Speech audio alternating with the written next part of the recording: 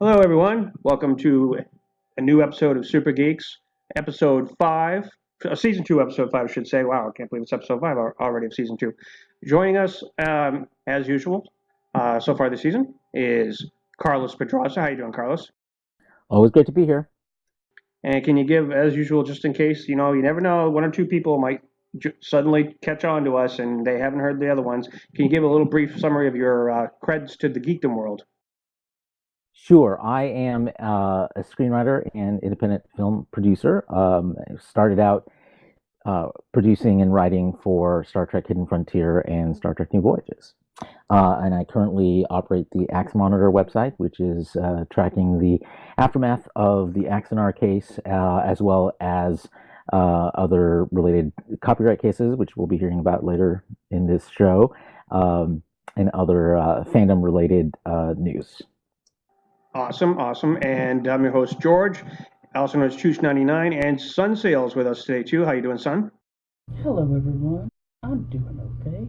And Sun, what would you like to tell the world out there that where they could find you, what you like to do? Oh, you want to get all the plugging done out of the way? No, we can do it again at the end. I usually do it at the beginning and the end. So. Well, I don't have much cred in the geek world, so oh boy. Well, maybe. Well, you do host when it's going on. You do co-host sometimes on Tribbles and Ecstasy podcast, right? Yes, I do co-host the Tribbles and Ecstasy podcast, which has been on an extended hiatus. I've also been a voice actor for some of Chooch's very extensive collection of nerdy audio dramatizations. This is true. Well, I think you have plenty of geek cred just by pure force of will. There you go. Well, I think I would agree with that. Thank you. Yeah, and the nickname Sunsail that you took, isn't that something to do with Warcraft's Blood Elves? I forget. No, it just has to deal with the reason I took the name is because it sounded like a one-word sentence: sun, sea, all. Ah. And to me that flowing one-word kind of sentence as a name sounds very elvish. The Elvish part is what made me think you got it from, because we've known each other a few years, and I thought for sure that I remember you saying it was the name of one of your characters in Warcraft, but maybe I'm misremembering. I've never played Warcraft or World of Warcraft, so there you go. Okay, I definitely misremembered then. All right. Well, last week we intended to talk about the subject, but we went a little over on time. Not that we really have a time limit, but we're going to start with this one. So out there, everybody was excited that is a DC. I know Carlos and I are big DC comic book fans. I think you are too, son. But this cast news, they finally CW decided to get Batwoman into their shows, and then it was announced that actress Ruby Rose, who's been in a lot of different things, she's been in Dark Matter, she's been in John Wick 2, she's been on Orange is the New Black. And she was cast as the character. They wanted to make sure that they cast someone who was part of the LGBTQ community, and the reaction to it from the fandom was not what people were expecting. Son, do you want to lead this one? All I can say is that the purity spiral is happening, and it's happening quickly. And I say this from the position of being a trans woman myself, so I know that side of the SJW community very well, because when you disagree with those people, they have blood out for you. So Ruby Rose essentially is a lesbian, but because she said one or two things about a dude looking nice and maybe dating a dude, now all of a sudden these people who think that there should be more diversity in media and all this kind of stuff suddenly find themselves piling on Ruby Rose because she's suddenly not lesbian enough. She says something about being gender fluid, but she identifies as lesbian. But I guess apparently the criticism has been that she responds to is that when she was before she what was it, when she first came out, she wasn't lesbian enough or something along those Oh, no, lines. no, And no. When she first came out, it was the whole the that hate mob that's like, no, we can't, we don't need more gay people in Hollywood, and now it's the exact opposite. yeah, what do you think, I Carlos? think I think you're the way you characterize it is right on the nose, son. The idea, the purity idea. I uh, am a filmmaker. I do casting.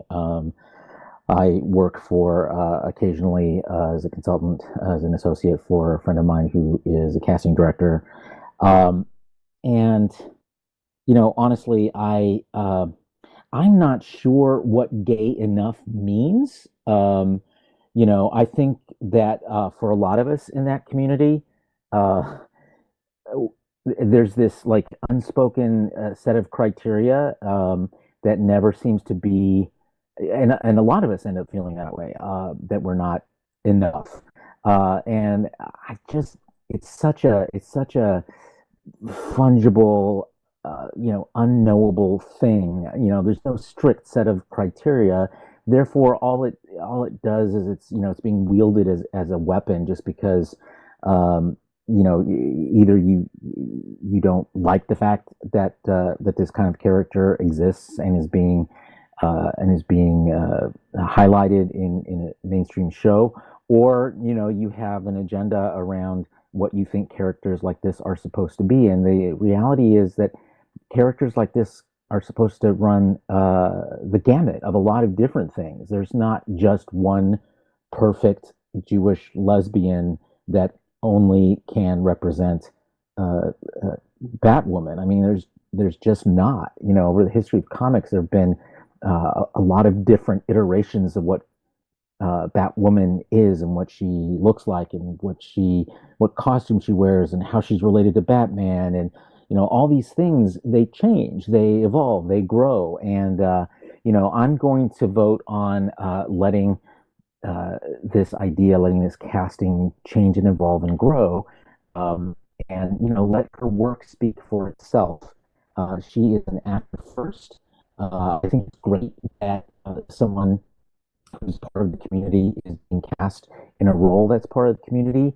I don't think there should be a all or nothing like criterion about this. I don't think there should be any kind of a rule that says you can only ever cast members of the LGBT community in LGBT roles, because that's not how the world works. That's not how casting works. It's not how It defeats the purpose of acting, period. exactly. And believe me, I'm all for representation of the community, and for actors who are part of the community getting roles. And yes, let's expand that and so forth. But this notion that there has to be an ironclad rule about it, I think, just flies in the face of the kinds of artistic considerations that should still hold sway.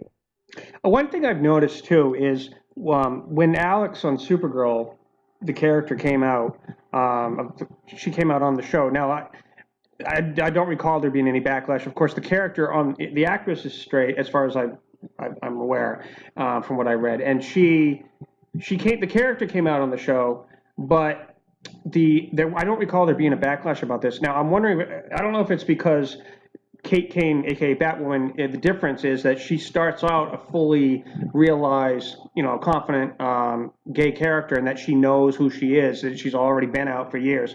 And that's part of this thing. I read the Batwoman collected graphic novels, and I know that was always part of her backstory, was that when she was in the army, way before she became Batwoman, she was part of that generation of don't ask, don't tell, and her dad was an officer, and that was but everybody in the army, in her units, they knew, but it was just, again, that don't ask, don't tell kind of mentality. But she went through her sort of journey in the backstory to come to terms with who she is, but she never really questioned it. She always was very confident in her sexuality. I think the only thing I've noticed is that the difference between that character and why people might be looking at her as the way they are is because that's the difference between her and a character who, even if it's played by non-gay actors, comes out on the show and they think it's great that the character, represents as a gay person. But this character starts off as a leading superhero, like the equivalent of like Batman and everybody, and she's already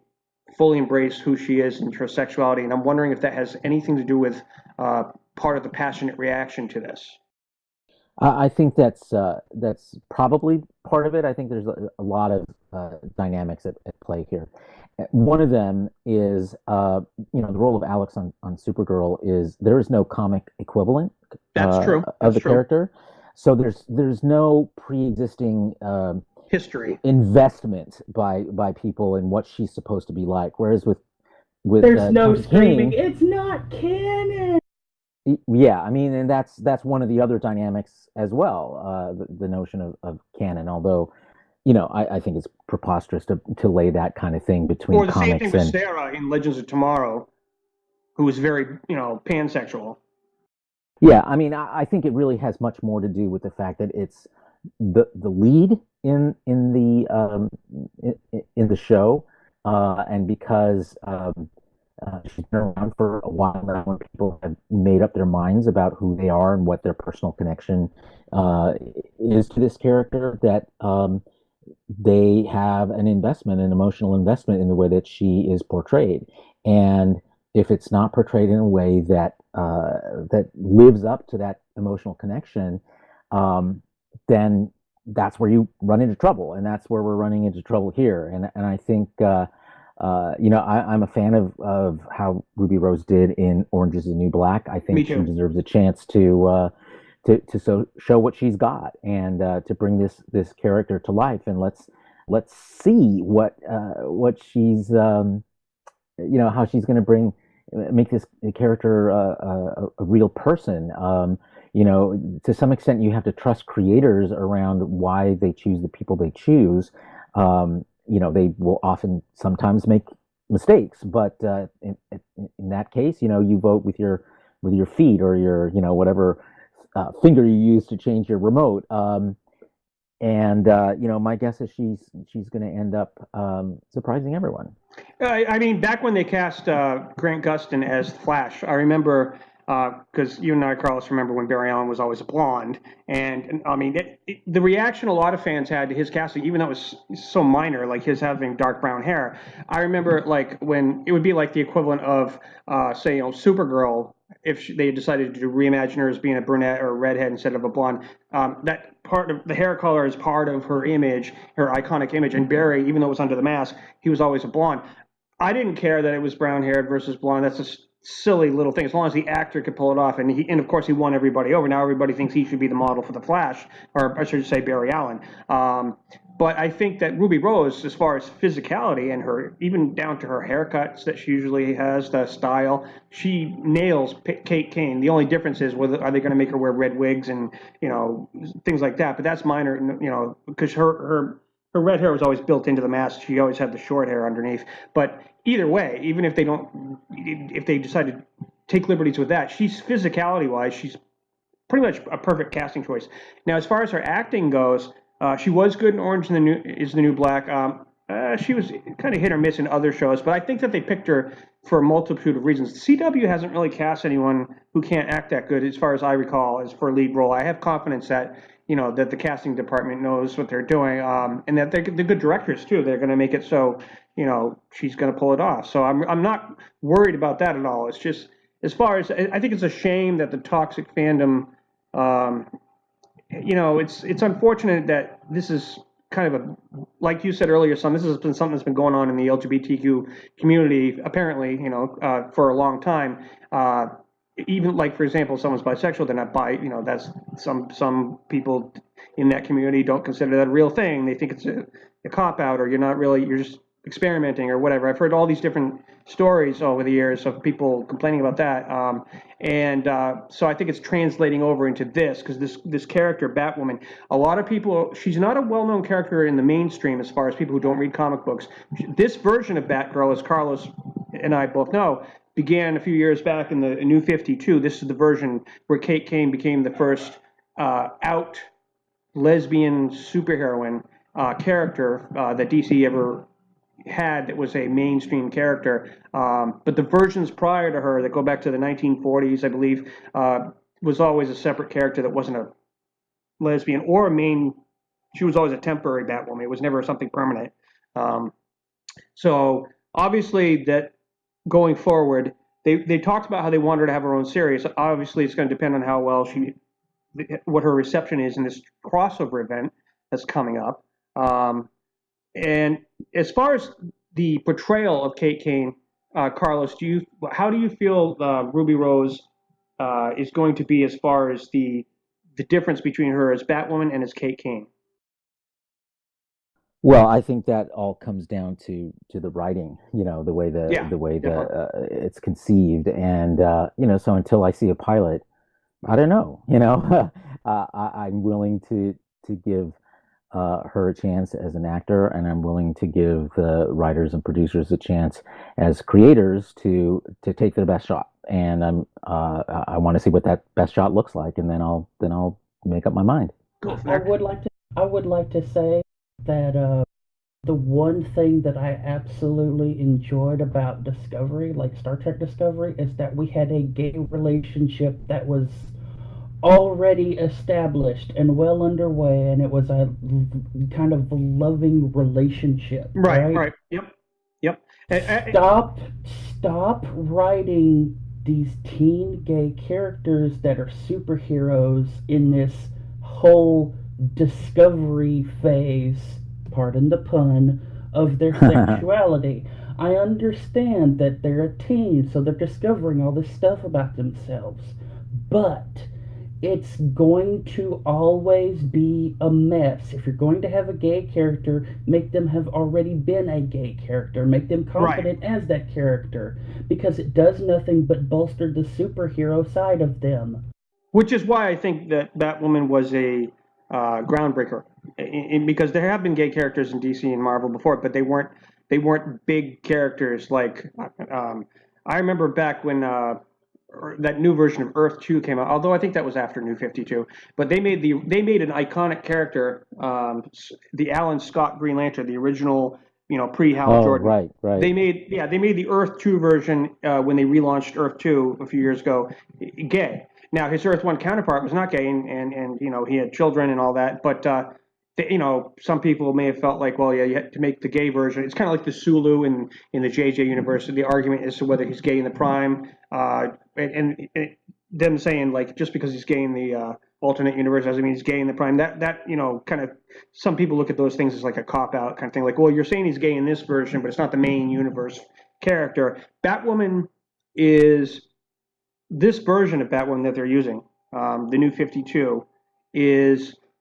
She's been around for a while now. It's been at least 15 years, I think, something like that. Between 10 and 15. Yeah. I think it was like 2005-ish, maybe a little earlier that happened, but I could be wrong. I don't want to Google right now, but I'm guessing by my memory. So she's established herself as a very popular character. And what I'm looking forward to seeing, just in talking about the Batwoman character herself, is this character. What was cool about her was I remember reading it in a library one time when I was just had nothing better to do. And I enjoyed her origin as far as what made her become Batwoman. The difference between her and Batman, this is what I'm hoping they capture in the CW, is Batman and Green Arrow have one thing in common, is that they had tragedies to find who they were. She didn't. Although, well, she had a tragedy with her twin sister and all that. They were kidnapped by terrorists. Her father was a military officer. But what made her Batwoman was she was in the middle of getting mugged in an alley, and she was fighting, and she did pretty well, but she was about to get overwhelmed. Batman came to the rescue, and then after everybody got beat up, and he offered his hand, and she kind of slapped it away. After he left, she looked up and saw the bat signal, and in the narrative that she tells in that story, some people look at the bat symbol and they go, "That's my inspiration." Her wording was interesting because she's a military brat and she's a veteran, and she said that was my call to arms. And this character is different because Batman doesn't like this, of course. It's what's kept them at arm's length as far as letting her be a fully embraced Bat family member, was that she uses guns. Batman is always trying to get her to stop doing that, and that you don't kill. And she's having a hard time accepting that part because of her military background, and that's what makes it. Her dad is like her Alfred; he's a military. All of her stuff's from a military point of view, and she's trying to respect Batman, but at the same time, she's having a hard time letting go of her instincts to be a soldier. And I think this is going to be very, very interesting in how it plays out. Plus, this is the first time they're going to be bringing Gotham into the CW. And I'll talk about that in a minute because I have a theory about where Batwoman falls into place that you guys know I'm going to talk about. But because we're spinning off of this subject, before we get into Star Trek, speaking of the crossover, they did announce something that excited a lot of people. Superman and Lois Lane has been cast, but we don't know who she is yet, are going to be in all of the episodes of the CW crossover this year. I'm excited because I want to see Superman interact with Oliver and everybody else. And also curious to see who they cast to be the Lois Lane for this Superman. What do you think of this, Carlos? Well, I mean, you almost can't have a Superman without a Lois Lane. So right. So well, he talked to her in the previous appearances on the cell phone, but we never seen her. Right. Yeah. I mean, she's an important part of the Superman legend. In some ways, she's a way that grounds him through Clark as a human being, and not just a Kryptonian. And I think the modern incarnations of Lois Lane have been great, actually, to see how she plays that role in making sure that Superman as Superman is humanized. I think when he's Clark Kent, that's one thing, but how his identity when he's playing the role of Superman sometimes can lose sight of who Clark Kent is. And in some ways, I think Lois plays an important role in helping him figure out how, as Superman, to be as human as he can be. Absolutely. Now, you know what, son? I never did ask you this because we talk a lot about the CW shows. Do you follow the CW shows at all? Honestly, I don't follow any of the TV shows because I'm just not there in front of the TV, and it's usually not on Netflix at all. So that's like, actually they are on Netflix. Just to let you know. Yeah, most of them end up on Netflix. Yeah, all of the seasons of Supergirl so far, all of the Legends of Tomorrow, all of the Arrow and Flash are all caught up on Netflix right now. Just so you know. I'll definitely have to check them out then. You should. I think it's when it comes to adapting comics to television in a general way, I think that the CW has done a very, very good job. Certainly better than any other network to date.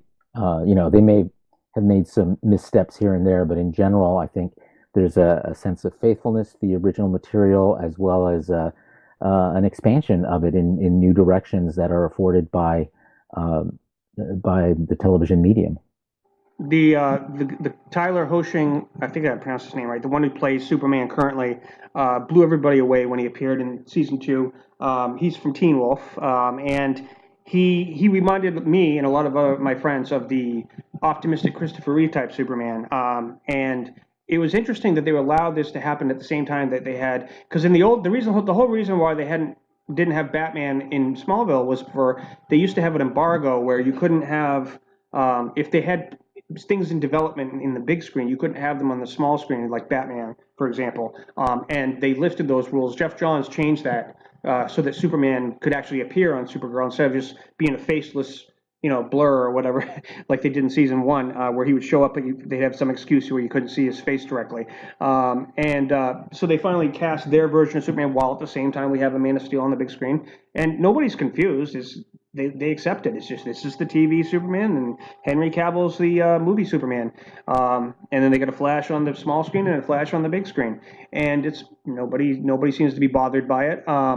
But with this Superman, I love his enthusiasm. I really want to see him interact, and I want to throw out this theory that I believe that this crossover, all of it, takes place on Supergirl's Earth 38. I think it is. I think it's 38. Yes, 38. Yeah, after the year she came out in the comics, back in 1938. But the reason why I think I think that's the year he came out. Oh, okay. I think you're right. She wasn't introduced until the 50s. The 50s, yeah. Okay, I remember now. But the reason I think it takes place in completely on the Supergirl Earth is that first of all, for some reason they chose Legends of Tomorrow, which has not been canceled. They're not, unless they have a surprise cameo, they're not supposedly in this crossover event. And I think it's because they don't have a story reason why they would go over to her Earth. And number two, if you're going to have Superman and Lois Lane in the crossover, and they said they're in every episode, I think it's a stretch that Lois happens to cross over with both Superman and Supergirl to go visit Earth 1. And I mean, they could do it, but I just feel like it's not feeling like that's what they're going to do. And I also feel that the other reason why is because they're introducing Gotham to the CW, their version of Gotham. And they have mentioned heavily, although they've mentioned Bruce Wayne and Oliver Queen name-dropped Bruce Wayne in some episodes of Arrow, they also have hinted. I mean, Supergirl has all but named Batman as the vigilante friend of her cousin on Supergirl. So they exist in both worlds, obviously. So I feel as though all the hints are showing that, and because Batwoman is debuting on Supergirl, the first one in the crossover. I thought at first it was Arrow, but apparently Supergirl's first, then Arrow. Well, to me, all these people who happen to cross over to Earth 1, I don't buy it. I don't feel like that makes a lot of sense. Plus, we're supposed to see Gotham, so you're telling me that Batwoman's going to cross over to the multiverse and visit the other Gotham, or she's already been in Gotham because Supergirl goes over to Earth 1 in the first episode? I'm feeling like the evidence supports that they come to Earth 38 this time, as a reverse to the normal crossovers for the last couple times, where Supergirl goes to their Earth. I feel like this time Oliver and Barry, maybe a few other people, like Team Flash, whoever, they come to help out something going on Supergirl's Earth, and then they get to meet Supergirl's supporting cast, which is Superman and everybody. Yeah, I think we're getting kind of lost in the weeds here. It's at this point, it's like it's a great theory. We don't know what the premise of this upcoming season's crossover is going to be. Right, yeah. And without knowing that, it's hard to know what Earth she's from. I think it's great that they're keeping us guessing. It's great that we've got a lot of opportunities to speculate about it. But you can get lost in these weeds really, really easily, and miss the point of what the character's about and so forth. So I'm comfortable with the notion that Batman quite likely exists in both universes, which may be a great thing down the line. Right. But having her in Supergirl's Earth is, I think it's great, because right now it's basically just Supergirl on Supergirl's Earth. All the rest of the people she teams up with are basically in Green Arrow's Earth. So yeah, let's diversify the number of metahuman heroes on. Although I guess she's not technically a metahuman, but superheroes on Supergirl's Earth. I think that balance makes sense, and I'm happy to leave it at that. Okay, I have a few questions because I'll be honest, I'm not as deep in the weeds on understanding a whole lot of the DC universe as people think I am. Okay, it's not a requirement. Batman built and launched Bruce Wayne built and launched the Watchtower thing for the Justice League, right? In some versions, yes, not all Okay, versions. okay. Would would this, and this is going to be way out there, but would it not make like at least some kind of sense for them to allow more crossovers to happen if one of the Batman started implementing setting up a Watchtower beacon on other Earths, just so that the other superheroes on other Earths could call whatever Watchtower exists? They did do that actually, and ever since the '60s when they did I was. It's funny you mentioned that. I was actually at a library recently, and I was reading a reprint of in a collection thing of the first time they pulled together the issues where they first meet and discover Earth 2 in the Justice League issue. It was the late '60s, I think, and Early 60s.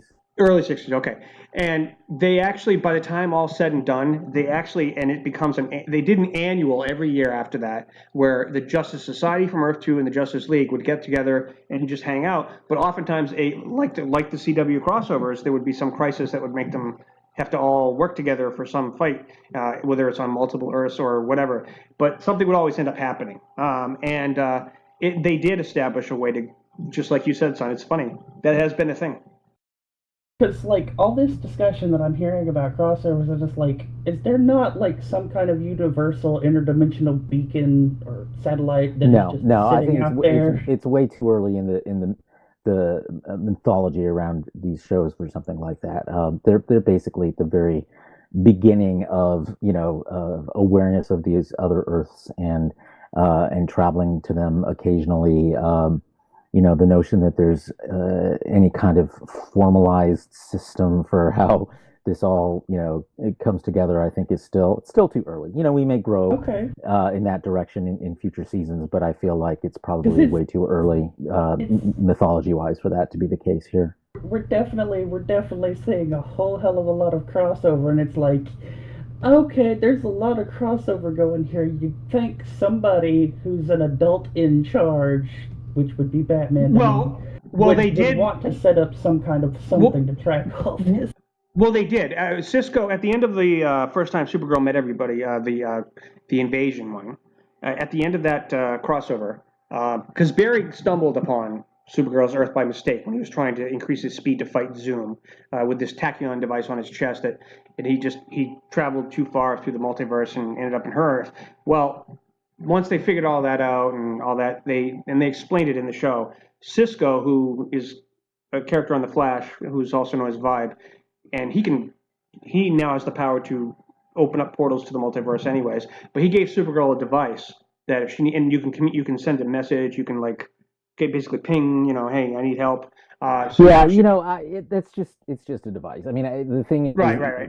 they're going to find some way to get these characters together, and which way they do it really doesn't matter Right, yep. as long as it's not ridiculous. I mean, the really important thing is what happens when they do get together, because and that's where the drama happens, and that's where the best parts of these crossovers take place. And it's really only once a year, and it's spread out over each of the shows, and it's still only a small part of each individual series set of episodes each season. I think I doubt that you're going to see sort of the huge multiverse kind of thing that eventually DC turned into by the 80s that necessitated the Crisis on Infinite Earths. Yeah, I was about to say that actually. It's funny you said that. And that might happen 10 years from now, but for right now we're basically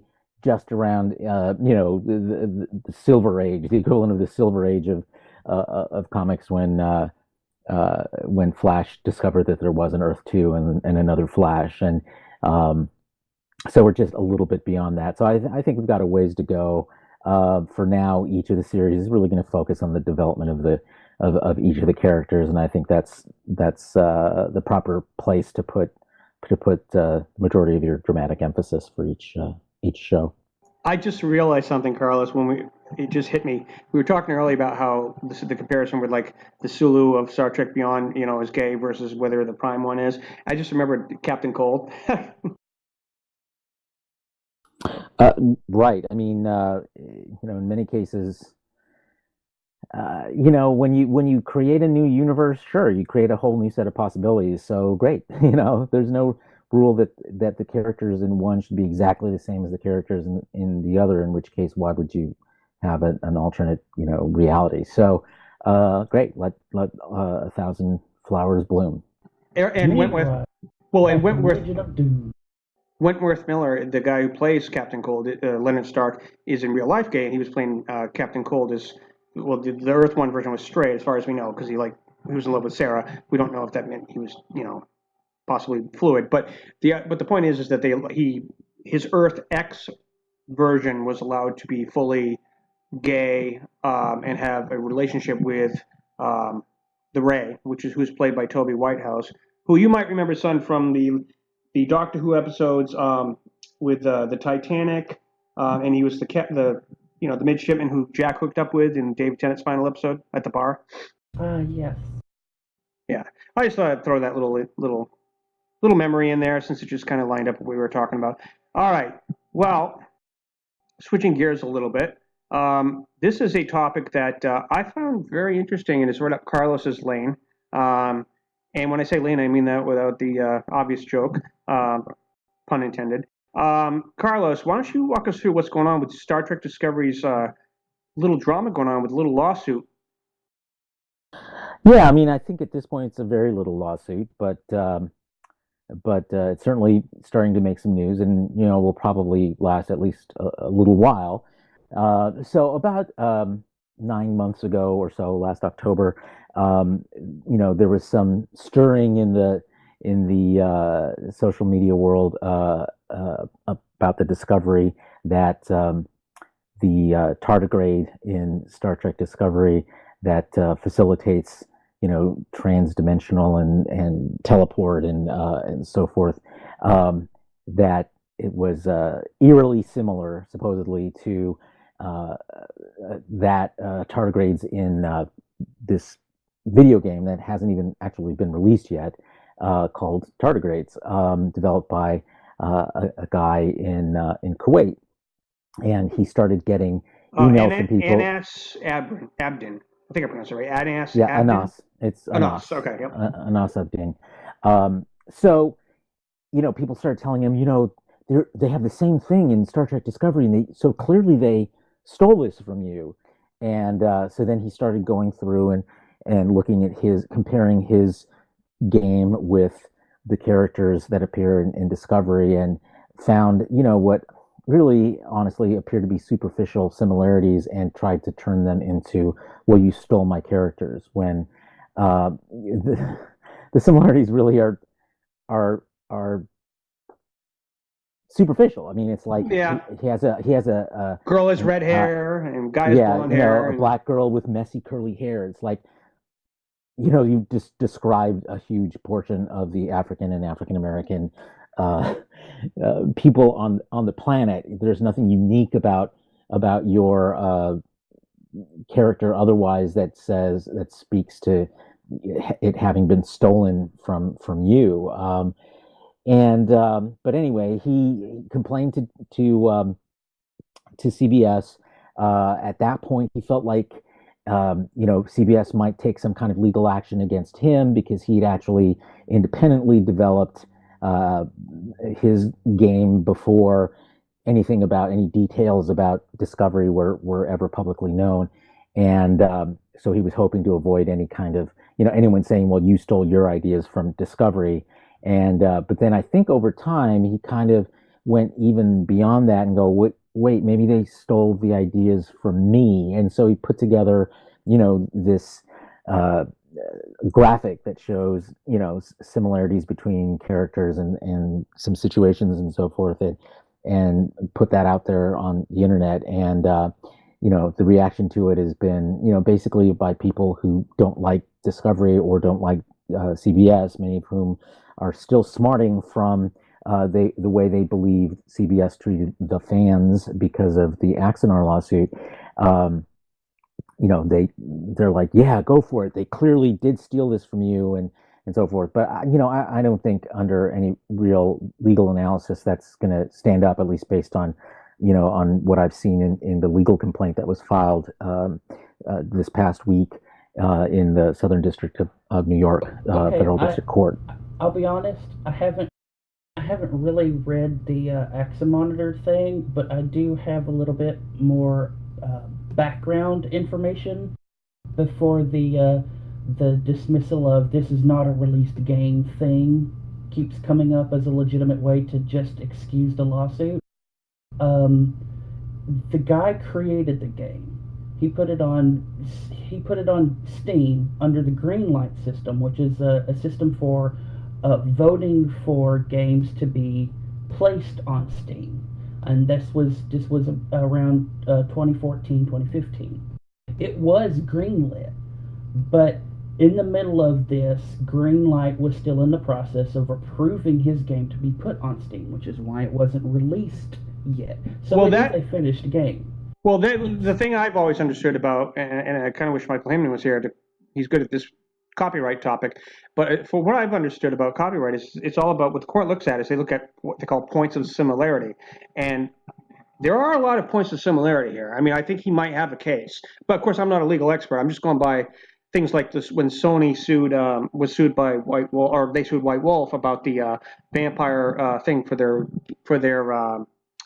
Underworld movie. They ended up settling because there was a lot of points of similarity from a story that was out before that was very similar to a lot of what ended up being the plot of the movie Underworld. So, I mean, when you look at a tardigrade that helps people transport through space, that's kind of a stretch to not say there is a big point of similarity, and that's not a common concept that people could come up with. Actually, it is a common concept. Is it? Yeah. If you Google tardigrade and space travel, you're going to find dozens of references over just the last few years. Well, I know they're attached to pieces of space debris. They believe they came to Earth from that because they can survive. But that's not the point. I mean, the point is that the idea of tardigrades in space is not something this guy came up with by himself. It's been, written up in scientific journals a lot over the past several years. So there's you're okay. Wait a minute. Back up.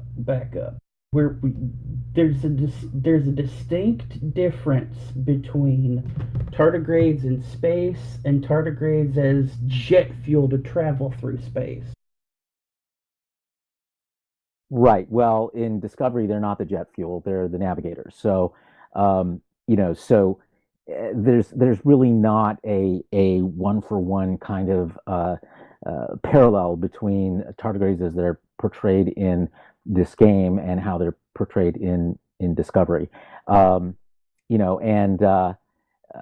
important to remember that correlation is not causation. Just because there is a superficial similarity doesn't mean that one was stolen from the other. I agree. The point of the Googling is that tardigrades in space and being linked in some way with space travel is a common trope. If you Google it, there's even years before even Anas came up with his game. There's a book reference to tardigrades in space travel. So this is not a new thing that's unique to just this game. It's a great idea. He, capitalized on the idea. So to Discovery does not mean that one led to the other. And so far, from what I've seen in the legal complaint, I don't see a connect the dots there. I see some superficial similarities that where he says, well, because I published this on Reddit or I published this on Steam, obviously someone at CBS saw this and decided to rip it off. And I just that's a quantum leap in conjecture that I think just it's completely unsupported by evidence, at least that we've seen thus far. I mean, and again, we're not talking about like CBS, the behemoth monolithic the corporation that did this. We're talking about a guy, Brian Fuller, who came up with this concept himself. He's a very creative guy. Yep. He doesn't need to go rustling around in the hinterlands of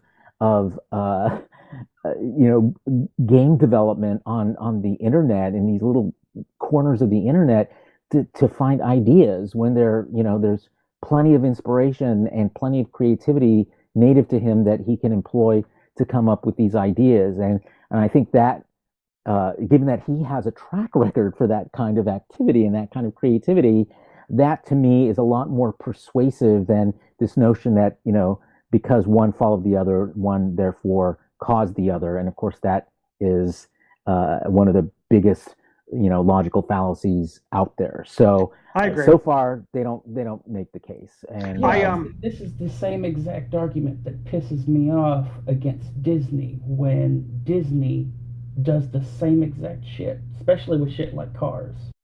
Well, the reason I agree with you, Carlos, is because I remember, like, and I didn't copyright it or anything, so it's not like I had a right to even complain. I sometimes came up with ideas, and I can't think of one off the top of my head, but I just know in general I have come up with ideas that a show did. And I remember going, oh, I remember now. You know how in the movie Ant-Man and the Wasp, the clever way that they did the whole thing with, like, let's take this whole building and shrink it. Let's take this car and we'll shrink it and we'll enlarge it. We'll use that technology and we'll use it this way, not just for us people, but for objects and things like that. That started with the first Ant-Man. I had this whole comic book I used to do offline with my friends and it used to be that kind of concept where. And I got the idea. It was a fantasy thing. Like they were using techno magic, like D&D, like things like that. And they were using certain spells like shrink and growth, and they were using them to store items. Like you shrink them down, and you turn this object huge and make it small again. But you build it as a model on the table, and you make it into a building, and that saves you construction costs and all that stuff. So but and when I saw the trailer, I was like, oh, they had the same kind of idea came to them how do you use this technology if you had it? So that was just, sometimes, that old saying, great minds think alike. Well, I think that's what's happening here. I don't think they ripped anybody off. Yeah, I think that's true. And the other thing to remember about copyright law is you cannot copyright ideas. Exactly. Ideas cannot be copyrighted. It has to be a specific just because thing. It has to be a specific thing that you are copying, a specific tangible thing that you are copying. And I'm sorry, but black, messy, curly-haired women is not a very specific thing. There's probably a billion of them in the entire world. So if the backstory of the characters were exact, then maybe they might have a case, but we don't know. Which they're not. You don't see in his description in the legal complaint or in the the trailers for the film or the game that are out there. You barely see this character. So it doesn't seem to me like she's the star of his game. She just happens to exist and happens to be black and happens to have curly hair. That doesn't make it a copy, Plus, there's this whole notion, we're looking backwards at this. We're looking at the people who were cast and comparing them to the people in his game. And for what he alleges to be true, it means that someone would have had to have sat down and go, you know what? We're stealing from this game, so we're going to have to cast exactly people who look like the people in his game. And no one's going to do that. That's just not the way casting works in this industry. It's just not. There's no compelling reason for having the character of Killy happen to have red hair just because, they have a character with red hair in the game Tardigrade. So there's no faithfulness to the idea that requires a character with red hair. So, so this notion that just because there is a coincidence, that therefore one led to the other is just specious. Yeah, I agree with you. It's tricky. I think that I kind of understand why the guy might feel like, you know what I think he's worried about? I think if he launches the game now, in the shadow of Star Trek Discovery, I think he's worried that because he hasn't already released it, that people are going to feel like he copied them, and he wants to sort of scream out, "No, I did this first," and he's trying to make a point. Yeah, no, I think that's exactly right, and he's basically said so. If you read his original blog post back in, I think it was October of 2017, and then his most recent blog post about it, which was just this past week, that's clearly a theme running through it, is that he very much wants to establish that he came up with this idea back in 2014, and published the idea on various, gaming forums on the internet and on Reddit, and therefore Right. It is. establishing that he came up with these ideas, which is great. That's fine. He came up with these ideas before Discovery did, but that doesn't mean that Discovery stole them. Well, if anything, this lawsuit is going to allow him to at least get his side. People are going to hear. They're going to a louder voice, even if he doesn't end up getting anything out of this, or if they settle. Well, sure, but you can do that very easily by looking up the copyright records. He has published. He does have documentation that his ideas were published back in at least as far back as 2015. And so there's a trail, there's an audit trail, if you will, for his ideas going back that far. So anyone trying to say, oh well, then CBS is going to turn around and sue him for it, that's just not going to happen. No, I don't think. First of all, it's Oh, I don't think he's worried about that. I think he's worried about the reputation of the credibility as far as his game being hurt sales-wise by people thinking that he did copy them. You know what I mean? No, and he definitely does say that, list that as one of the reasons why. Oh, okay. I haven't read his blog. I can understand where it's come from. Yeah, and then the other thing I think that is the motivation behind this is just his feeling disrespected by CBS. He contacted them 7 months ago and tried to get them to talk about what's going on, and to acknowledge that yes, his came first, and they kept putting him off, and over time his concern that people think that might think that he stole the ideas from Discovery when the timeline is actually the reverse of that, has transmogrified into this, they've disrespected me and this lawsuit is going to force them to pay attention to my complaints, and he will be heard, and that's fine, but I don't think that's going to take you very far from a legal standpoint. But again, people sue for a lot of reasons that have nothing to do with actually winning in court. They have to do with, possibly getting some kind of financial settlement, possibly getting some kind of a settlement that may not be monetary, but at least acknowledges, yes, you had an original idea, and fine, go your own way with it. We won't sue you, whatever. For the law firms that are involved who may well be doing this pro bono, I don't know that. They probably aren't, but they're probably doing it on contingency. It's like it's a shot at being able to get some kind of monetary settlement if they're working on contingency. So there's a lot of things at play here, some of which we don't know yet, but that would make a lawsuit like this, something that even a reasonable person might pursue, at least to a certain degree, and that's what we're seeing play out here. But eventually, push will come to shove. This will turn into a motion to dismiss, probably from CBS, and it'll go before a judge who will look at it and just look at whether there really is anything from a legal standpoint to these allegations, and probably the judge will go, not enough. So bye. Is it an average of about a year, do you think, before we'll hear the resolution of this case? It's hard to say. Probably not. It was I think 13 months for Axonar to get its. Oh, wait a minute! Its settlement. Well, when Sesame Street tried to sue the Happy Time Murders for the use of the less Sesame, more Street in their advertisement, that got settled quick. I remember that the judge dismissed it. That was like within a couple of months, maybe even a month. But then again, they had a lot, because of the money involved with both sides. It pushed it quicker. I don't know. It really just depends on, what the substance of the pleadings are. So, we have the initial pleading. It's a 13-page legal complaint that's been filed in district court in New York. I have a link to it on Axomonitor, so if you want to read the whole thing yourself, it's there for your download. Yeah, I'm going to link it on this episode as well. Sure. So there's that. There's a requirement within a certain number of days that CBS and or Netflix, since they're the two defendants named, have to respond with an answer, um, and then at that point, they'll one or both will move. Well, probably the CBS will move, make a motion to dismiss, and and list their reasons why, and then that goes before a judge. And if the reasons are solid enough, and kind of straightforward enough, a judge at that point just say, yeah, there's not enough here to move forward, so we're done, and dismiss the suit. All right.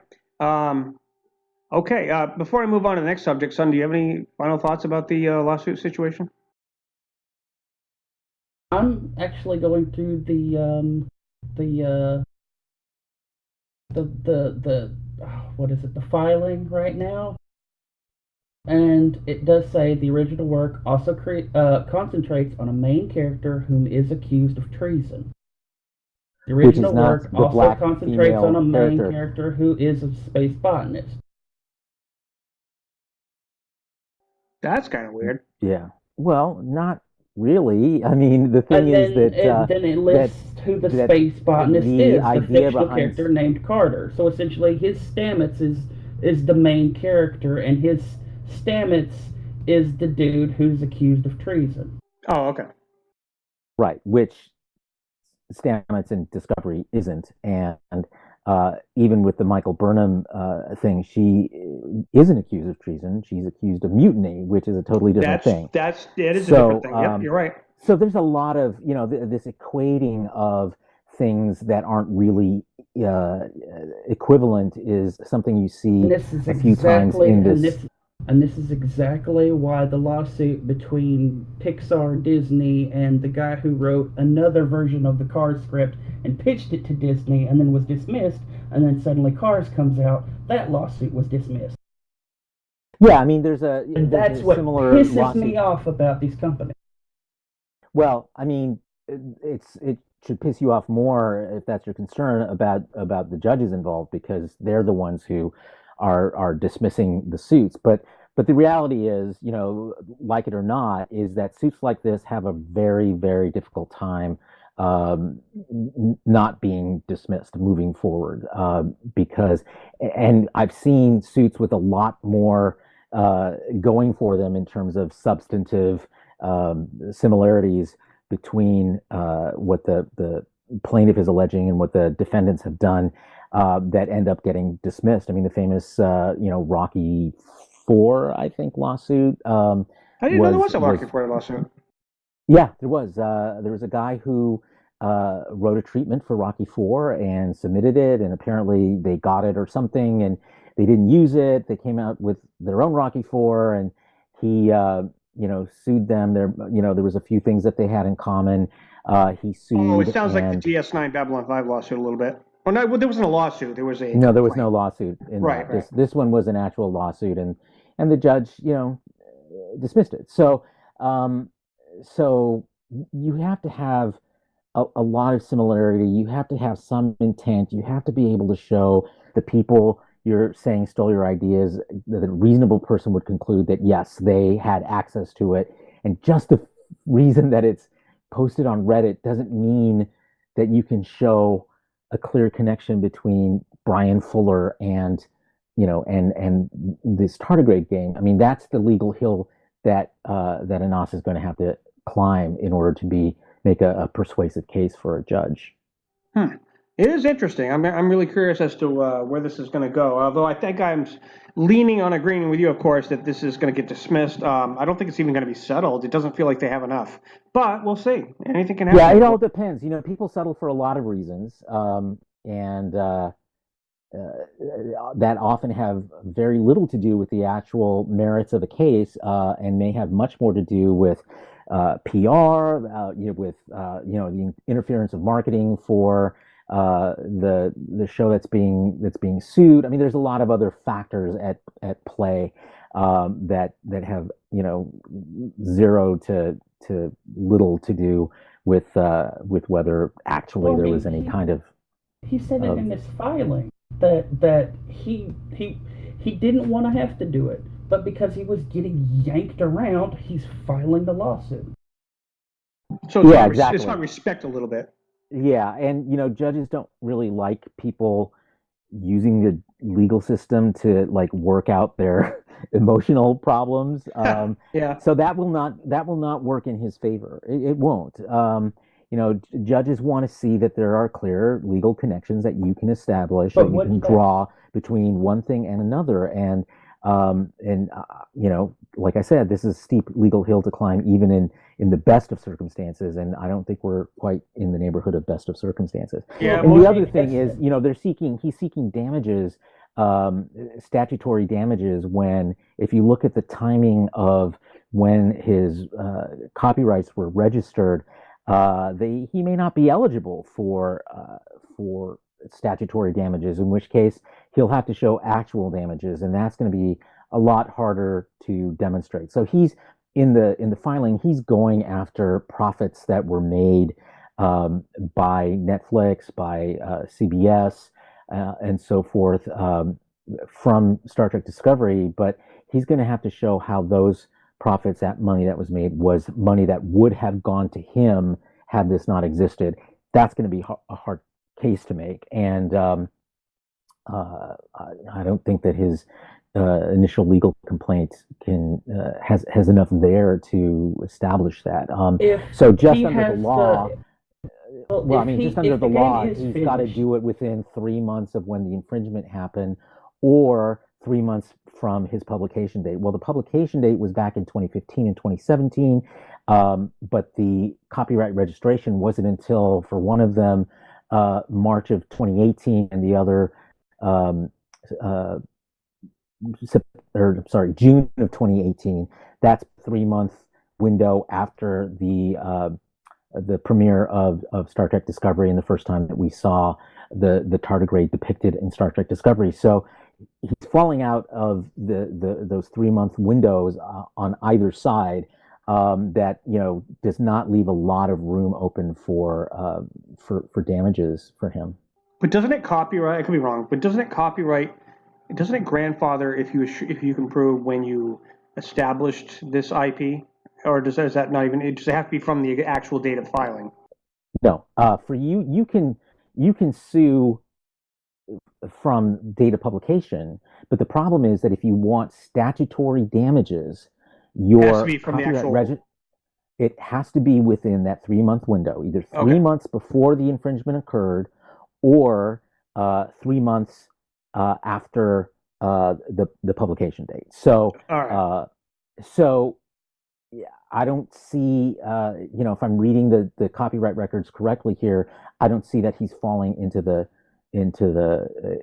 those windows of opportunity. His copyright is fixed as soon as he, I think the term that the law uses is as soon as you affix this to a tangible medium. So his copyright thing says it was done as text. It was published on these forums, and that happened in 2015 in one case, and 2017 in the other.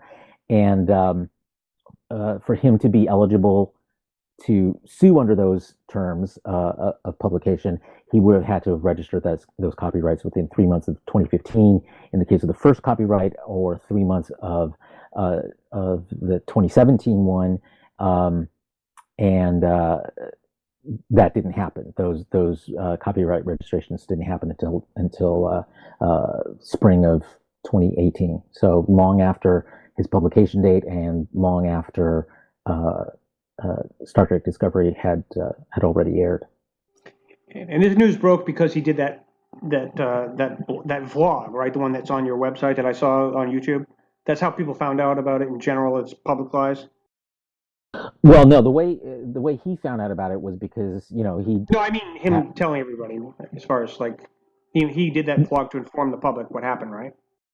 It wasn't a vlog; it was just a blog, a regular Oh, written all post, right. I thought I saw. Okay. and that happened in October of 2017. So it was a month, a few weeks after Discovery premiered, and it was at the behest of people who are fans of his developing work, who said, "Hey, sounds a lot like what you're doing," and Brought it to his and so attention. Well. and brought it to his attention. He wrote about it in October of 2017, but he did not register the copyrights for that until one was in March of 2018, the other was in June. He was an independent developer, and he didn't know, he was basically a noob when it comes to having to deal with big corporations doing. Possibly, he didn't suspect this would ever be possibly something that would happen to him. So he was kind of scrambling to figure out what he should do, I'm sure. Sure. I mean, the problem, of course, is that copyright law is something most people don't understand very well, and the whole thing about copyright registration is a finer point of the law, because the thing is, you have copyright as soon as you affix it to a tangible medium, but the extent to which you can defend it in terms of the kinds of damages you can seek if it is infringed upon is severely restricted if you don't file the registration in the right time frame. I read most of the article, but remind me of one thing. Did he his followers, was this project crowdfunded? Was that part of it? He was the development process? I don't believe it was crowdfunded. He Okay. developed this on his own, and then eventually went to Steam, and people were like, "Yeah, this is a great idea." It got greenlit, but it has not been released yet. Okay, so I was trying to figure out how he was promoting the concept, which is through Steam, like you said, and just his website or whatever, and his blogs. So basically, what he put out was a concept. It wasn't a finished, developed thing. It wasn't copywritten. So basically, that's why this is important that he did get when he filed, like you said, because he didn't have any other published sort of attaching to the media, like you said, putting the concept to the media. Actually, he did. He had a trailer. Yeah, he had a trailer. He's had, all right. He was developing the thing, so he had a concept trailer, or was it an actual trailer? It was an actual trailer of the game. Yeah, well, both over the course of the 3 years or so that this has been going on. So, I mean, there's no doubt. I think he's established pretty well that when he started developing this and how much of it was out there and so forth. So, I mean, I think his timeline is solid. The question is the fact that it was in this sort of corner of the internet enough for him to be able to make a persuasive case that surely the people at CBS or that Brian Fuller had seen this and therefore had to have stolen the idea for it to have been able to ever happen. I wonder how much the reach of his publications are going to factor into this, as far as it'll factor into it a lot. I mean, it'll if you read his legal complaint, he says that basically surely CBS must have known about this. Had to be on the radar because it was so big. Because it was huge, but it really wasn't. It was like a subreddit. It was posted in some very niche kind of game development forums. It was part of Steam, their Greenlight thing, and unless you're really a part of the gaming world, the gaming development world, like here's a good example. Like if they could establish that Brian Fuller, reads these things, that he's posted on these kinds of boards a lot, he has a presence, he's well known, then that would bolster his case a lot. Oh yeah, but for sure. Without anything like that, you can't just say, well, it was out there, therefore you had to know about it, because the internet is a big place. Right, like if they can connect that Brian Fuller does peruse these forums, then there's possible motive or opportunity, I should say, for him to have seen it. Especially if the reach is, like you said, pretty high. Yeah, I mean, it's like anything else on the internet. If you know where to look, it's easy to find. But if you've never heard of it and you don't reach into those corners normally as you go about the internet, it might as well never have been published as far as you know. I know this is a minor little thing, but I'm wondering if, like, Brian Fuller, if he typed in tardigrade when he was doing some research for the concept, like he may have had an idea that, let's do something with the tardigrade. I'm wondering if like something popped up from that Reddit because of the reach, that it became a meta tag that was one of the first few things that came up on his Google search, and assuming he used Google and didn't use Bing or something else, but and that maybe he, looked into this idea and he said, I like some of these ideas too, but and in the back of his head, well, again, that's something they'd have to prove. So anything could have happened. That's very Yeah, nebulous. I think it's totally nebulous, Yeah, particularly when, I mean, these stories about tardigrades in space have been, they've been, I mean, I remember seeing them, 3, 4 years ago, if not longer. I mean, if you do, there's a writer who's covered this for, his name's, I think, John Walker, um, who has covered this story Hey, for Carlos. a Hey, PC Carlos. gaming. Yeah, Carlos. yeah. 3 or 4 years ago is 2014, 2015. Right, exactly. That's my point, is that there was a slew of articles and have been consistently since then about tardigrades and that's what, true. That was pretty recent. and you would have to go so deep into the Google results to find this little thing about this game, uh, when the idea is going to come much more likely to have come from just these scientific articles and papers that were starting to be published, starting 3, 4, 5 years ago, however long it's been. But it's much more likely if Brian Fuller came across one of those than it is because they're just the ones that would have zoomed up to the top of the Google search. So again, if unless you're very specifically looking for this gaming development niche, you're not likely to come across this guy's game, especially that early in his development of it. Well, you are now, so it's no point in like double checking because right now, because of the topic, it's probably bumped up heavily. It's going to bring you right to the lawsuit and all that stuff. I'm guessing. Well, yeah, that's very interesting. So yeah, it is nebulous. He has enough of a case to have a judge look at it, obviously. But geez, you know what? I have no idea what's going to happen, but I do know it's if it gets dismissed, I'm not going to be surprised. If it goes a little further, maybe there's something that we don't know. Obviously, that's what's usually the case, is the judge is going to see some evidence that we don't know about that may not have been publicly made available yet. So we'll see what happens. We'll definitely keep an eye on and monitor this topic in case it develops into something more interesting to talk about. But for right now, I do want to make a point though. go ahead. The entirety, the thing with Steam Greenlight, back when Steam Greenlight was a thing, the point of Steam Greenlight was that the game had to be either in active development, nearly complete, or complete before it could be published on Steam Greenlight. Because it was supposed to be voted on. It wasn't just, here's my idea for a video game. I don't know how much that's going to mean anything, though, as far as, you could have a concept for like a movie, for example, that you haven't even started filming, and you have a domain for a website ready for it. You can still sue somebody over that. Well, sure, but Sun is right. I mean, the Greenlight thing requires more than just a kind of a concept paper. You have to be able to. Oh, right. He to definitely show didn't have to things. make a trailer, like and you the guys thing said is, earlier. Yeah, I mean, all you have to do is look at his blog. He has a lot of YouTube videos up that are that show the game in development. There are pieces of it that work. They show the characters, they show the interaction. You see, so clearly there has been substantial development of the game for it to have gotten to the point where it was being voted on in Steam's Greenlight. But it still has not been released, and we don't know why. I mean, he may be worried because of that he was going to be sued if he did, but the reality is that it's been a while since it was greenlit, and there's still no game. So he may claim that it's because of his fear that CBS would come after him legally if he actually did release it, but it actually hasn't been released yet. So we'll find out why.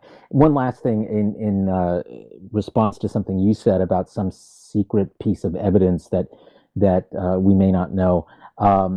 You're not allowed to do that. If you have evidence that makes your case, it needs to be part of your legal complaint. So the legal complaint is essentially the outline of your case. Everything that happens from this point forward is responsive to the outline of your case as you've described it in your legal complaint. So so you have to make the strongest case possible that you can with everything that you have available to you in order for this to be taken seriously by a judge. Okay. So the notion that somehow they're holding something back for some dramatic effect, that's Hollywood. That's not the way the legal system actually works. Okay, gotcha. here's my thing. The entire legal complaint talks about this being a game and outlining the stuff that is in the game. If the game is finished and he walks into court day one with the game, the entirety of the game, that's not some hidden secret back piece of evidence. That's literally his entire complaint. Unless he, yeah, I hear you. I guess. Yeah, but the thing is, and you're right, but that's not withholding evidence. I mean, that's not holding something back for dramatic effect, because him walking into court with a completed game isn't relevant. What's relevant is how much of the game was completed at the time that he alleges his ideas were stolen. That's true, because he definitely wasn't done with it at the point where Discovery started doing their thing. That's the only relevant part, is how much he can demonstrate how much of the game was out there at the time that Fuller or whoever in the development, who was working on the development of Discovery, would have been likely to see it. And so so he will have to establish a timeline, and then he will have to establish whether there's enough persuasive evidence that Brian Fuller or someone else in the development team for the show was likely to have come across it, and then decided to copy it, and then decided to make this a requirement that they had to exactly match their casting to the way these characters are portrayed in this game, which that's just not how Hollywood works. All right. Yeah, I mean, I can't wait to see what happens next as far as that goes. Let's throw in one more topic, and that would be the news about. And this isn't at this point. It's not new news, but it's news we haven't discussed. So I think it still has some spunk. They did finally cast Spock on Star Trek Discovery in the form of Ethan Peck, the grandson of renowned actor Gregory Peck. I'm not familiar with Ethan's work, but he does look like, if you put a little makeup on him, if I would Photoshop him, he would look just like Spock. And they also promised that this Spock would be different from the one we're used to, because he's working his way towards becoming the Spock that we all know from the Kirk era. What do you think about this, Carlos? I think it's great. I mean, I think we've always, as fans, sort of glossed over the differences between the Spock we see in the cage and the Spock that we ultimately see in the original series as it ended up, on the broadcast big smiley television. Spock. Yes, smiley Spock. And the reality is that the character just went through, additional development between the first.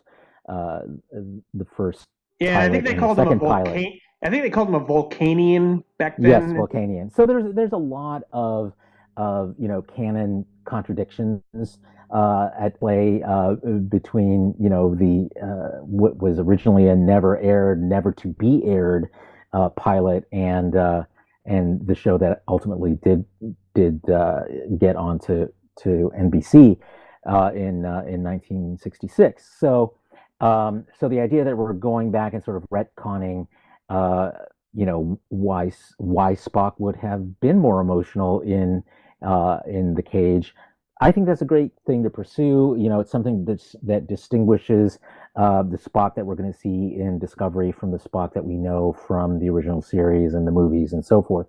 So great, that gives them some creative leeway to do some exploration.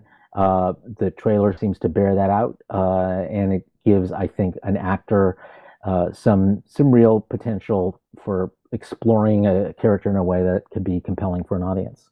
Yes and no. Well, the J.J. Trek had a lot more emotional young Spock. Well, all right, son, do you remember, Carlos wasn't here for this, but when we had the first new episode of our season, when we talked to Timmy, we were talking about how what was I going to say? Oh, he was worried that because at the time there was the rumor that they were actually going to get Zachary Quinto to play Spock. Mm-hmm. What he was concerned about was the confusion that this was going to make people confused about: is this Prime? Is this JJ? Because they have a JJ actor in the role of Spock, even though the Pike character wasn't played by Bruce Greenwood. It was still it was going to cause some visual brand confusion about which universe. Yeah. Well, I'm gonna call you out on that one. Go ahead, George, because a half hour ago you were talking about how audiences can accept a Superman played by Tyler it's a Hoechlin. modified view, but back when I did the episode, that was the concern. Sure, but audiences can tell the difference. They understand context. I agree. So I wasn't worried, but this was Timmy. Timmy, our friend Timmy was the one that had this concern, not me. Well, no. The thing is, the perception from the fandom is that those that have constantly said this isn't Prime Trek, this is JJ Trek because of all the new bells and whistles and all the new visualizations, that this becomes solidified as JJ Trek if they cast Quinto as Spock. That was a concern. It's Spock. Right, and that was a concern that Timmy had. I didn't agree with it, but at the same time, I understood where he was coming from. Now, obviously, they cast their own Spock. They've obviously cast their own Pike, and so they've, but you got to do that. They've actually taken pains to find actors that look somewhat similar to those pilot versions. You also don't want to pay, as CBS, you don't want to pay an actor like Zachary Quinto the kind of money they would have to, or if you got Kirk in an episode as Lieutenant Kirk or whatever, from the Farragut, you don't want to cast Christopher Pine because even the movies right now couldn't come to an agreement to cast Pine because of the money. So certainly the TV budget can't afford him.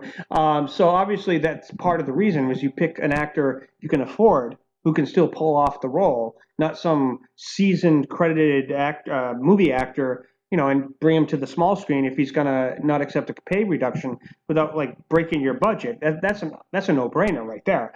However, as far as the character Spock, played by Ethan Peck, one of the things I've noticed is I'm enough of a geek that I rewatched the trailer several times to pick out little things. This whole red burst thing that they're doing for the story in season 2, and for some reason it debilitates Spock, puts him in some kind of I don't know if it's a coma or something, that they have to figure out how to get him out of it. But it's implied. My guess is that is not the case. But go ahead. And well, what I was going to say is perhaps this has something to do with sort of like the Kolinar in the motion picture where Spock was about to purge his emotions, and it affected his character growth because he was tired of being half human and not being Vulcan enough, and then he decided that and V'ger helped him kind of find his way back to being Spock that we all love. I'm wondering if this is the beginning of what made the difference. What they're trying to portray is maybe because they said they're going to see it. We're going to see, and I'm paraphrasing, but they said we're going to see a sort of a metamorphosis of how, or evolution. That's probably a better word. An evolution of how the Spock we saw from Pike's time became the Spock from Kirk's time. There is almost a 10-year, at this point, 9-year difference. So I'm wondering if the Red Burst event, this seasonal arc, is going to have something to do with Spock's change in perception of how his character evolves towards becoming the man he is when he becomes Kirk's first officer. Oh, I think clearly it does. I mean, that just makes sense. It's an arc that is begging to be drawn between the two different versions of the character that we've seen portrayed. So, and it's a compelling one, particularly given what we know about Sarek, what we know about Amanda, what we know about Michael Burnham, and so it makes sense. And the notion of the red bursts, I think, is going to be more probably about him going in search of something, rather than him being in some way sort of debilitated or trapped or something like that. Wait, is that literally what it's called? The red burst? Yes. Is that what it's called? Well, that's what Pike calls it. He said there's been, I think, 6 red bursts across 13,000 light years or something like that. I've been face palming this whole time because red burst, emotion, female. I'm not sure what the problem is. What's the issue? Yeah, I don't think that's. Well, anyways, if that's what you're thinking, so wow. It's like sunbursts in space. Let's call them sunbursts in space. I don't know. There's some sort of communication. There's something intelligence behind them that they're going to explore. Sort of like V'ger in a way, except it's like spread out through several of them.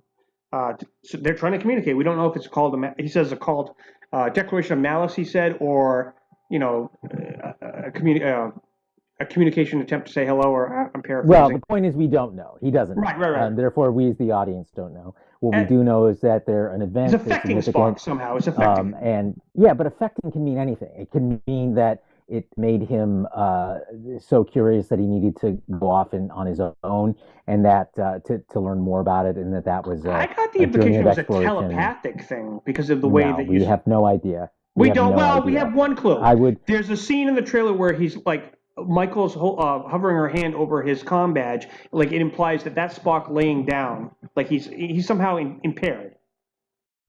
No, that's an empty tunic. That's a folded tunic, not. Is it Is it a folded tunic? It's a folded tunic. So now you make me want to go back up. Let's go back.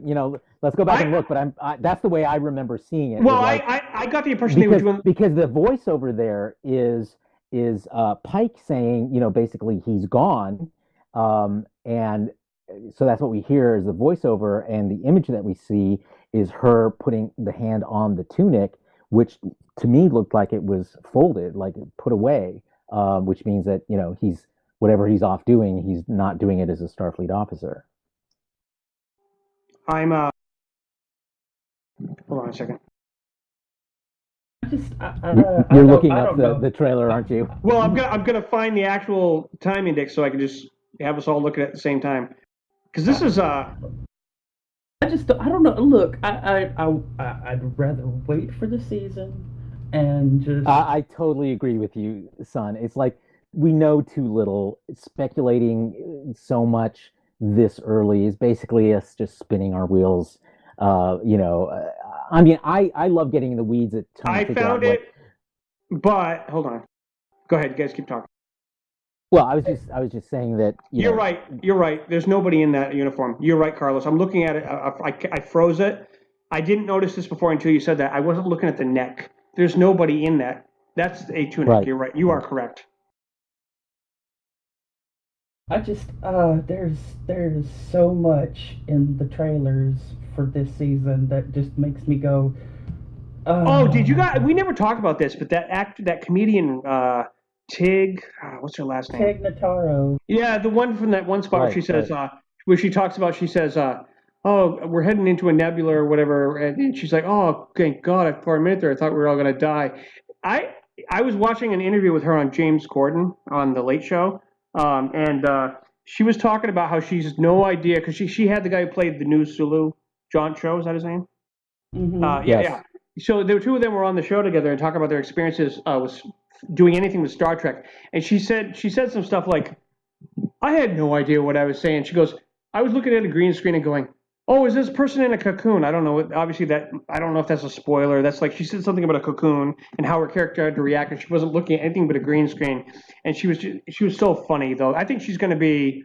I hope she's more. See, that's literally her shtick as a comedian, though. Oh, but I think this clueless person that everybody somewhat mistakes for a male. Then they meet her, and then years into the relationship, they go, "Oh, she's a woman? What?" Unfortunately, I actually get the impression from her interview that she's only in that one episode. That's too bad. I would hope she'd be recurring, kind of a funny character. But she kind of the way she doesn't say that she's only in one episode, but the way she describes her experience, it was like a kind of a one-shot guest role,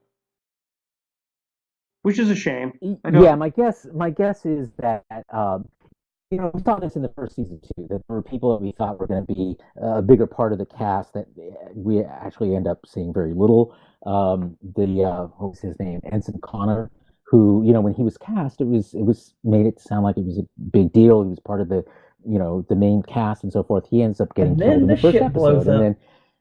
And then wait, which one was Connor? Remind me. Connor was the guy one who was sucked out into space in the brig from the brig. Yeah, when he mistakenly went to the brig yeah. instead of sickbay. Right, So right, okay. and then we see him again in the Mirror Universe. And he's the one that tried to So kill Michael, right, in the turbo lift? correct, correct. Okay, And I okay. love that actor. I would have loved to have him stick around, and so I was bummed when he was killed off. But again, this is one of those things where it made it seem early on like he was going to be one of the major part of the cast, and the same may be true with Tig Notaro. I hope it's not. I hope that fan reaction ends up bringing her back for one reason or another. But my guess is because she's actually not the chief engineer of the Discovery or the Enterprise. She's the chief engineer of a third starship. It's probably a guest role at best right now, but maybe Right. if recurring, we'll see. She described it uh, like they find her and rescue her from whatever the situation is, and you're probably right. But then again, Tyler was a rescue and ended up becoming a regular. We all know how that ended up. But however, yeah, I don't get the impression. But you could be right. She could end up being a recurring. Like every once in a while, we see her again. Maybe she gets assimilated into the Discovery crew in the background, and then when they can't, like Whoopi Goldberg, she pops up once in a while, gives us a laugh. Who knows? But as Yeah, far as I think it totally depends on fan reaction to yeah, it. So great for her and great for us too if we end up seeing more of her because I think she's she would be a great addition to the I cast. wasn't familiar with her before this. I'm watching the trailer and I thought this character in that one part of the trailer I thought she made me laugh.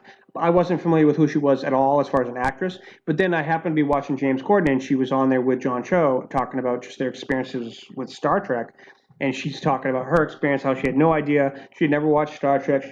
She was familiar with it, but she never watched it, and she was trying to like pretend like she knew what she was talking about when it comes to cocoons and aliens and all this other stuff. And I'm like, well, the only thing she obviously spoils is something involving cocoons and cocoons bursting open. That's all she said. But, other than that, she didn't seem like she was saying she's a regular. But then again, she didn't say she was not either. So I don't know.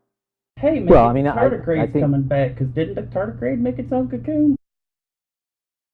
I don't know. I have no idea. I doubt that we'll see the tardigrade again. Honestly, I think you probably won't see much more of the spore drive either. So you know, My I big heard. question is, okay, when did the security lady get back? How is that happening? what Wasn't which the security wasn't lady? the one from Discovery, the one that was killed by the tardigrade? Oh, right. Wasn't she back in the trailer? No, I didn't see her. No, she's not. She's not in the trailer that I No. recall seeing. I want to say one thing about Discovery that I keep forgetting to mention whenever I listen back to these other episodes we've had. You know what's weird about Discovery is I actually like the bridge crew, like the two girls. I still don't know their names so well enough to say it, like Sulu or I have to look them up and remind myself like what their names were. Like the girl with the cybernetic thing on the side of her head that has the shaved head, the half shaved head who's not the helmsman but the one next to the helmsman, and even her, the helmsman. I don't know their names off the top of my head. I have to keep looking it up. I find it weird because even the tactical officer, they have this whole bridge of characters that have been there since the beginning, and somehow their names just don't commit to my memory. It's like they just were there subtly, and then but they become the important, like that's your bridge crew. But the way they portrayed them on Discovery season one was it felt like at any time one of them could die, like they were background characters, but then they got graduated from background characters to main characters. But I know it begins with a K, Kelso. I don't remember their. See, that's the thing. I find it weird that I don't know by memory the names of these characters. They didn't promote them like they did these other characters in Star Trek: The Next Generation, Star Trek Voyager. You didn't get to like really get to know them enough so that when you look at them on screen, you go, "That's this character's name." I don't know half the bridge crew's name, but they've been there since the beginning, and I find that strange. I don't find it that strange. I mean, You I don't? think that well because of the nature of the first season where they were important as supporting characters. They were perspective characters. and they provided some background to, the effects of, what was going on with the war and what Lorca was doing and so forth, as well as, their reaction to Michael Burnham. So, I think that that's the role that they were serving in the first season, and you did see it grow as the season went on. You will be seeing a lot more about these people. You'll be remembering their names after, starting in season two. I think I agree. It felt like by the time Saru took command near the end of the Mirror Universe arc, they had become that family that usually happens earlier in one of the Star Trek shows.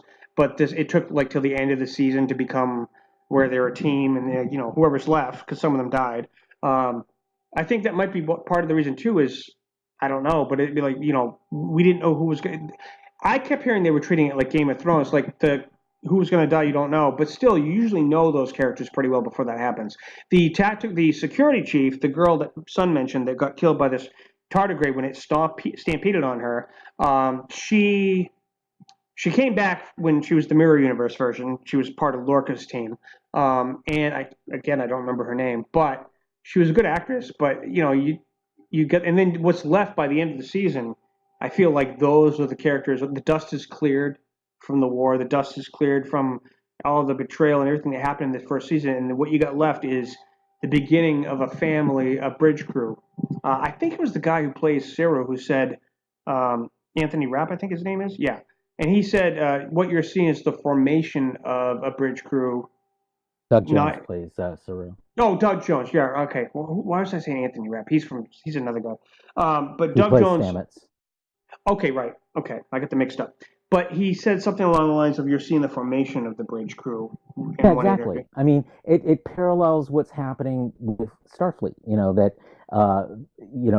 There's all this tension, there's all this discord, there's these differences of opinion about how Starfleet is supposed to be, and you see that begin to come together in the larger, thing about Starfleet.